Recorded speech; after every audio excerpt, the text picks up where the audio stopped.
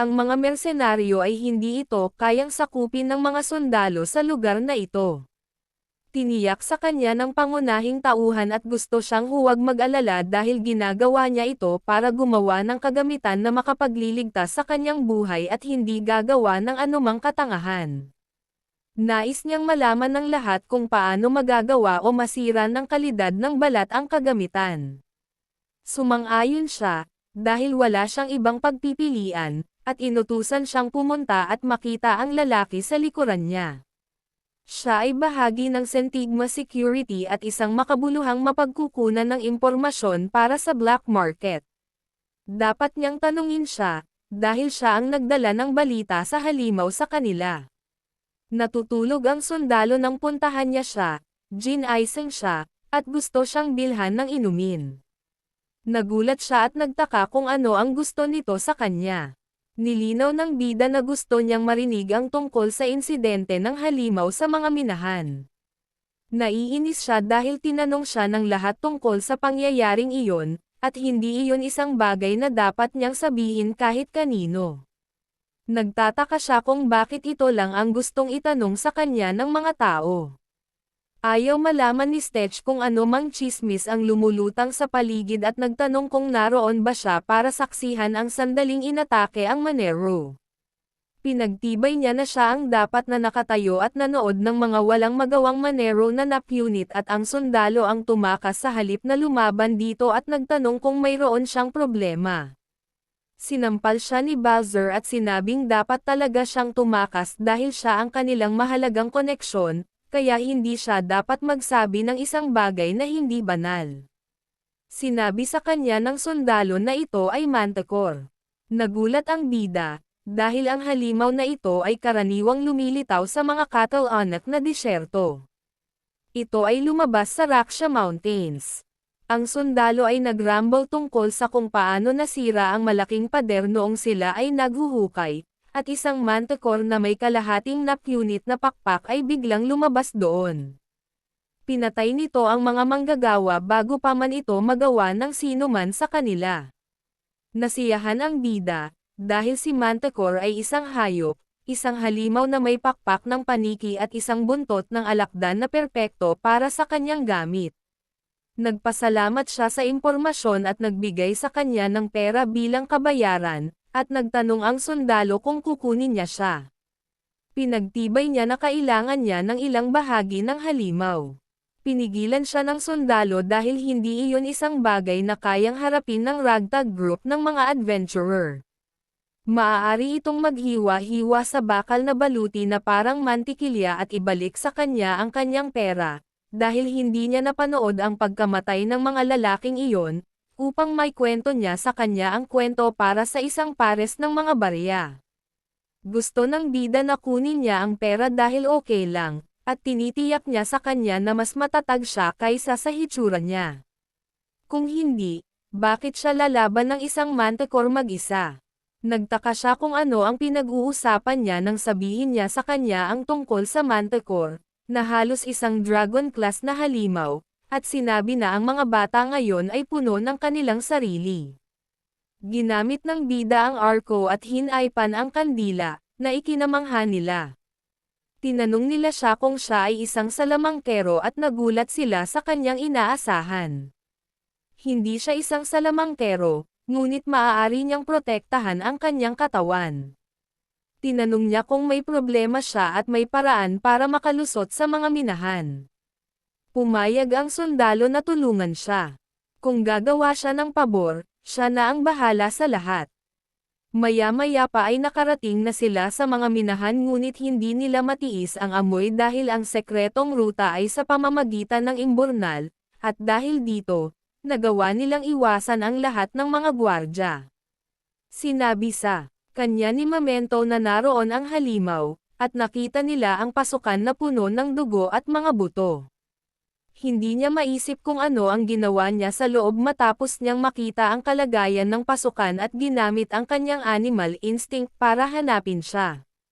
Ang amoy ng nabubulok na laman ay tumatagos sa kanyang mga butas ng ilong, at sinumpa niya ito dahil ito ay masyadong sensitibo, ngunit kailangan niyang tiisin ito.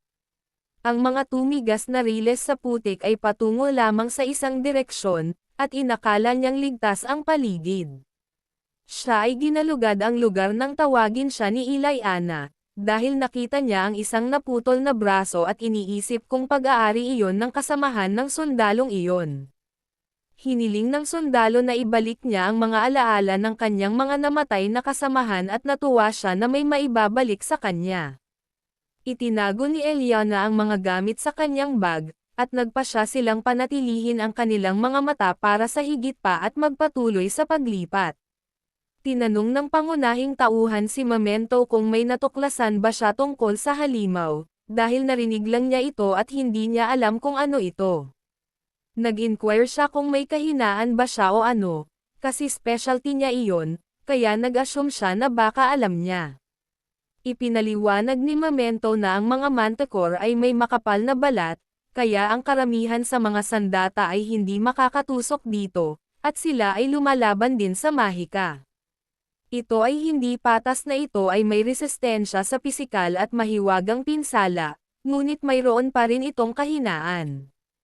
Ang ilalim ng mga pakpak ay manipis, kaya ito ay partikular na mahina sa pisikal na pag-atake, kaya pinananatili niya ang puntong iyon sa isip. Narating nila ang lugar kung saan nakakita sila ng mas maraming buto at dugo, ipinapalagay na marami pang nangyayari doon, at iniisip kung ginawa rin ito ni Manticore. Sinabi ng kanyang artifact na wala ng ibang bagay na maaaring gawin ito sa paligid doon, at sumang-ayon siya ngunit nagtaka kung bakit. Nakarinig sila ng ungol na ikinagulat nila. Ipinaliwanag ng kanyang mga artifact na nadetect nila siya at hinihintay siyang makapasok sa kanyang teritoryo. Hindi ito kapantay ng dragon, ngunit isa pa rin itong high tier na halimaw na hinding-hindi pipiliin ng karamihan ng tao na harapin.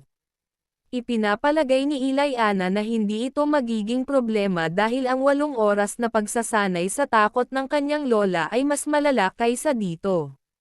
Naalala niya ang kanyang lola, na nag-utos sa kanya na bumangon dahil hindi pa siya nagsisimula, at iniisip nila kung anong uri ng pagsasanay iyon at kung ano ang ginawa ng duwende na iyon. Tama siya, dahil kaharap niya ang isang buong kaharian, kaya ayaw niyang lumabas doon. Sumang-ayon si Memento na kahit naputulin ang 1 o 2 paa, ibabalik niya ito kaagad. At ito ay nagalit sa kanya, habang tinatrato niya siya na parang isang manika. Tiniyak niya sa kanya na huwag mag-alala dahil ang pagkamatay doon ay hindi bahagi ng kanyang plano, at tinanong siya nito kung mayroon siyang anumang mga plano.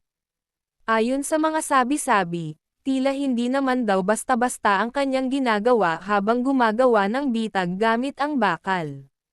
Alam niya na maaaring hindi ito gaanong, ngunit ang wire na ito ay gawa sa bakal, kaya't dapat itong makahadlang sa paggalaw nito kahit papaano. Nagpasya siyang pumasok muna at akitin ito. Kaya inutusan niya itong manatili sa labas at suportahan siya mula sa malayo. Nakuha niya ang lahat ng itinuro nito at sinabi sa kanya na mag-ingat. Handa na siyang batiin ang maliit na lalaki, ginamit ang enchantment sa kanyang punyal upang palakasin ang kapangyarihan nito, at pumasok sa loob.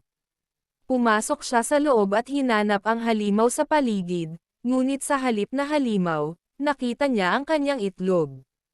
Natigilan sila, bilang isang mabikor ay dapat na hindi bababa sa 50 taong gulang upang mangitlog, kaya bihirang makakita ng ganoon. Ipinapalagay ng bida na hindi niya kailangang mag-alala tungkol sa pera ng ilang sandali kung maaari niyang makuha ang kanyang mga kamay dito at nagiging guman sa kanyang trabaho. Ang pangunahing tauhan ay nalilito tungkol sa pagkakita sa itlog sa panaginip na makuha ito, ngunit sinasamantala ng halimaw ang sitwasyong ito at ang mga pag-atake mula sa itaas. Ang bida ay natigilan, ngunit ang kanyang automatikong reflex ay tumutulong sa kanya na maiwasan ang pag-atake, at siya ay nagmamadaling bumalik. Ang mala-scorpion na buntot nito ay umaatake sa kanya mula sa likuran, ngunit kilala siya ng kanyang mga artifact, kaya't iniwasan niya ito at inatake ito gamit ang kanyang punyal. Namangha siya nang lumabas ang asido sa buntot nito at napagtantong ginamit nito ang itlog nito bilang pain sa pag-akit sa kanila. Ipinaliwanag ni Memento na ang mga itlog ng Manticore ay napakatigas, kaya maaaring naisip nila na hindi nila magagawang saktan ang mga ito sa isang paraan o iba pa. At ungol siya nito. Medyo nag-alala ang bida dahil may lason itong buntot, atake ng asido, at mga panga at kuko, kaya dehado siya sa pagsisikap na kunin ang lahat ng ito ng sabay-sabay, kaya wala siyang ibang pagpipilian kundi ang tumakas at akitin ito. Sinubukan niyang atakihin siya gamit ang kanyang kuko habang nagmamadaling lumabas, ngunit inatake niya ito gamit ang bowl ang apoy at arko ng sabay. Nagulat siya nang makita niya ang kanyang buntot na lumilitaw mula sa apoy na iyon at itinapon sa kanya ang nakakalason na nakatusok, na nagawa niyang iwasan habang ginagabayan siya ng kanyang artifact. Sinabi sa kanya ni Memento na ayos lang dahil mas epektibo ang mga mahiwagang pag-atake kaysa sa pisikal, kaya dapat siyang magpatuloy dahil hindi niya maaaring balewalain ang pinsala magpakailanman. Itinutok nito ang mga suntok sa kanya, ngunit sa bawat pagkakataon ay umiiwas siya. Ang kanyang artifact ay nagbilin kay Beam na huwag itong hawakan ng anumang bagay na hindi engkantado. Dapat mag-ingat siya. Inutusan niya si Ilayana na pumutok ng palaso sa halimaw, ngunit matigas ang balat nito kaya hindi ito tumusok. Namangha siya nang makitang hindi biro ang panlabas na balat nito, ngunit gayon paman, inatake niya ito ng maraming beses. Pagkaraan ng ilang oras, inutusan siya ng bida na huminto at umalis sa daan, dahil sa kung saan ang halimaw ay nakulong sa loob ng wire trap at ginamitan siya ng bowl ang apoy. Inutusan niya itong ipagpatuloy ang pagbaril sa Manticore habang gumagamit siya ng kombinasyon ng arko at bowl ang apoy sa kanya. Gayunpaman, hindi nagtagal ay umungol ito at sinira ang bitag. Nagpa siya ang bida na kunin siya mula sa harapan at inutusan siyang lumayo, na pinatunayan niya, kaya sinugod siya nito. Lumapit siya sa kanya, dahil ito lang ang pagkakataon niya, at umabot sa ilalim kung saan nagsimula ang pakpak dahil iyon ang lokasyon kung saan kailangan niyang punteriya. Siya ay sumalakay sa lugar na iyon, at ang halimaw ay umungal at hinampes siya ng kanyang ulo upang itapon siya. Siya ay nasugatan at umubo ng dugo, na ikinabahala ni Ilayana, ngunit tiniyak niyang huwag mag-alala dahil siya ay buhay pa. Ang kanyang pagbawi ay sinimulan, ngunit ang kanyang artifact ay nais na huwag siyang masyadong umasa sa pagbawi dahil ang kasanayang iyon ay hindi gumagaling ngunit nagbabalik. Kung ang kanyang mga organo ay nabutas at nagsimulang magdugo mula sa loob, kung gayon wala siyang magagawa tungkol dito. Ngunit wala siyang pakialam, dahil magaling siya at sulit ang lahat. Gusto niyang tingnan niya ang kanyang wingtip, dahil mahusay niyang hinukay ito, kaya kailangan niyang tunguhin iyon. Gusto ni Memento na atakihin niya ito ng mas mahusay dahil nawala ang kanyang tanging sandata. Alam ng bida na kung may mataas na panganib, mayroong mataas na gantimpala. Dahil hindi ito ang unang pagkakataon na nakasalansan ang mga logro laban sa kanya, kaya sigurado siyang matatalo niya ito at aatakehin ang Manticore gamit ang isang arko na nakuryente, ito, at natuwa siya dahil ito ay gumagana. Salamat po sa panonood.